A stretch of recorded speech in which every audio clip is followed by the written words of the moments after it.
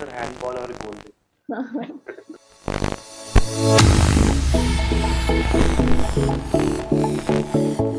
So the next game we have here is Kansas City 0, Houston Dash 1. Now, this was the barbecue derby, as I've already sort of established, and it was a very saucy 90 minutes.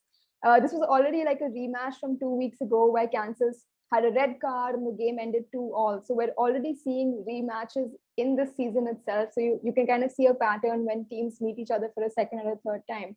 And these two sides are Canadian heavy sides. And since Canada had been called in for national team camp, they were missing some players. Houston Dash was missing Schmidt, Chapman, Prince, and Kansas was missing Pickett, Scott, Listro. So a lot of midfield presence there being missed out, especially for Kansas City.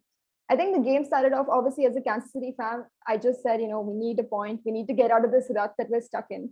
And there were a lot of missed passes by Casey in the beginning, a little bit of underconfidence. I'm not sure what it was. I think it's just been a run of underwhelming performances for this team, and missing out some key players in midfield or in the starting 11 kind of added to that. But literally, like a player was running and the ball would just be kicked completely in some different direction, and they were a little bit exasperated at the beginning. And as a fan watching, I was also getting a bit frustrated as to why they weren't able to connect. And building up into 20th minute, 25th minute, it got better.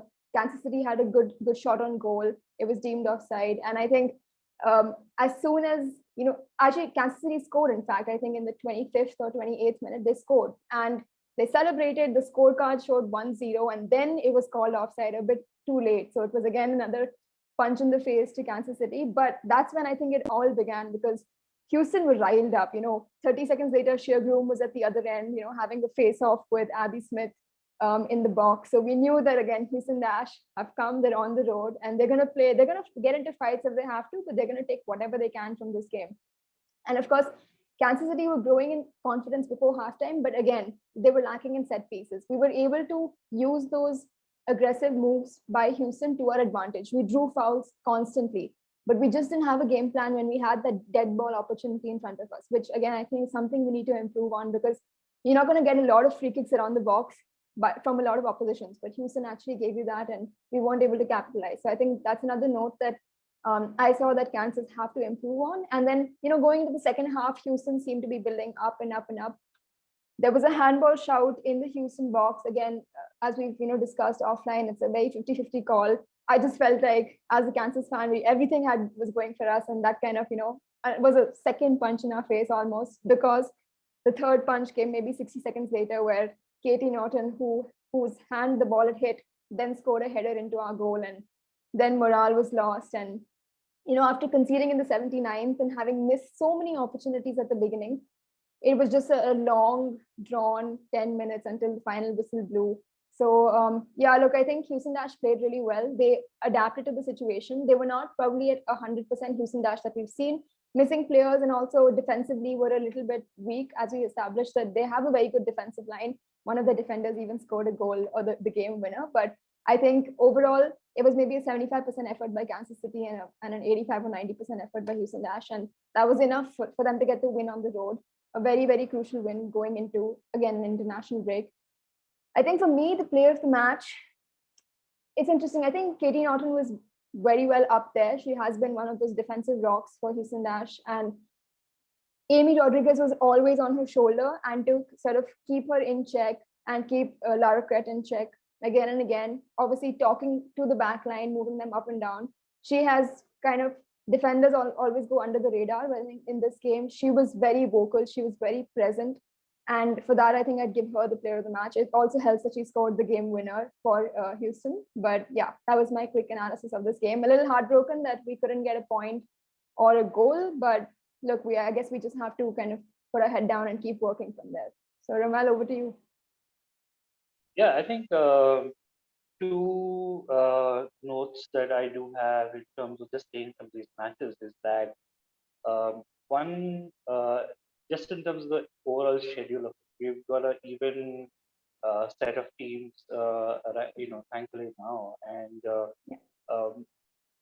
given that, I think it's a little, I would say, strange to actually see, immediate matchups like so quick into the season, where there's the away and home matches that we play against one particular team happen this quickly. What happens is that the team that is basically on a roll at that point actually has the advantage because you haven't seen an evolution of the second team, Yeah. given how close they are played together. There are two teams definitely in this entire league that are struggling at home, and that would be the Rain as well as the KC. One of the biggest factors that we are not really looking at is definitely the pitches.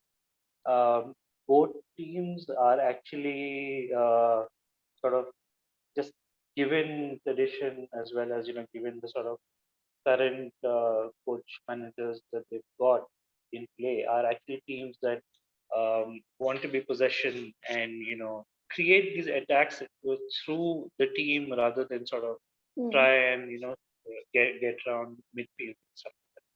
And I think what happens critically is that these are teams that are dependent on that ball rolling well, and I think both the home pitches for these teams are not really set up for something like that. And I think that's where you also seeing a lack of confidence from the players because they know they're better than what they're seeing on the pitch. The ball's not rolling, in terms of weight. The ball's not rolling in terms of where it needs to go. The bounce is uneven. Even in terms of just players running on the pitch, for example, uh, the foot the foot sort of grip that you will get on different surfaces is completely different, and it's all happening on one pitch. So it's a little disturbing. I mean, one shouldn't be here to sort of lay out excuses for Yeah. teams, but I think it's something of concern, and both these teams definitely need to look at it because they're definitely not gaining any home advantage with pitches like this. So I think that is something that they would really need to sort of look at seriously. Um, but given this match, I think you're spot on. I think you know also the fact that when you have these two teams that have been shorn of rosters, given how strong these Canadians have actually been for both these teams. And I think what we saw is that um, with the losses to the roster, um, suddenly the Dash seemed to have a little more sort of a game plan in terms of how they got over that hurdle. And I think for a change, we've also seen a little more confidence from the defense line, which we know is much better than what we've seen over the last few matches. So I think a good performance here from the Dash overall.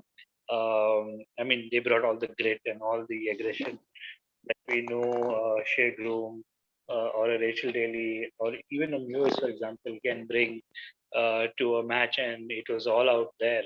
But I think even when you look at some of these fights on the field, um, you saw that KC played pretty well in terms of how they equipped themselves. It was just that when it came to actually playing their game, I don't think KC sort of found that groove, and that's what cost them in the end. There were sparks for like when we saw Larroquette actually do some very cool stuff Hmm. on the ball. Um, but I think just in terms of how cohesively they move ahead, plus given what the pitch issues are, I'm just hoping that they sort of are able to build into like a better roster, and I would say it only augurs well for the league if they start doing a little better. Because we really don't want to see a team that's sort of just suffering and languishing Hmm. the way AC has, and it's been tight. It's not like they've been losing by big margins. They're not losing like a 5-0 or a 6. So they're nearly there. It's just like a few details I think before they can just be on that scorecard and actually make that difference in terms of points. So yeah, my player of the game, um, yeah, I think I definitely go with 18 on because I think they have not had the best of games so far, or an oyster, and they're like they're my super duo at the back for any Hmm. team, and I think this game definitely showcased how dangerous they are even on set pieces, and that was the difference maker today. And I think yeah. great match to see.